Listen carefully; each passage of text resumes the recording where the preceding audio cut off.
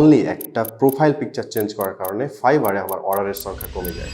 এর কারণ ছিল আমার রিপিট যে ক্লায়েন্টগুলো ছিল তারা আমাকে খুঁজে পাচ্ছিল না, তারা আমার আগের যেটা পিকচার সেটা তাদের ব্রেইনে কিন্তু গেঁথে গিয়েছিল।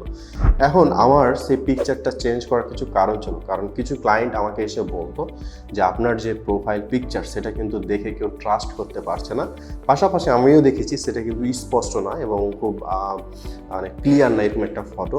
সো আমি এবং ফাইবার রিসেন্ট যে গাইডলাইন সেটার সাথে কিন্তু সেটা কিন্তু সাংঘর্ষিক। সো অফকোর্স আমি সেটা চেঞ্জ করি এবং সেখানে একটা ভালো প্রফেশনাল ফটো আপলোড করি, আমার ফেসটা যাতে বোঝা যায় এবং ক্লিয়ার। এবং আমি তখন বুঝতে পারি যে ফাইবার শুধুমাত্র মানে ফর্মালিটিস না, এটা কিন্তু পার্সোনাল ব্র্যান্ডিংয়ের জন্য একদম একটা বেস্ট জায়গা। এবং আপনারা যারা নতুন, যারা ফাইবারের প্রোফাইল পিকচার নিয়মিত মানে চেঞ্জ করেন, তাদেরকে বলবো এটা না করে এমন একটা ফটো দেন এবং প্রফেশনাল ফটো দেন যেখানে আপনার ছবি থাকবে এবং ফেসটা খুব ক্লিয়ার বোঝা যাবে এবং যখন কোনো ক্লায়েন্ট দেখবে সে যাতে এটা ট্রাস্ট করতে পারে। আপনাকে চেষ্টা করতে হবে সবসময় নিজেকে প্রফেশনালভাবে রিপ্রেজেন্ট করার, কারণ এই ছোট ছোট যে বিষয় এটাই কিন্তু আপনার কম্পিটিটরের সাথে অনেক বড় একটা ডিফারেন্স করে দিতে পারে।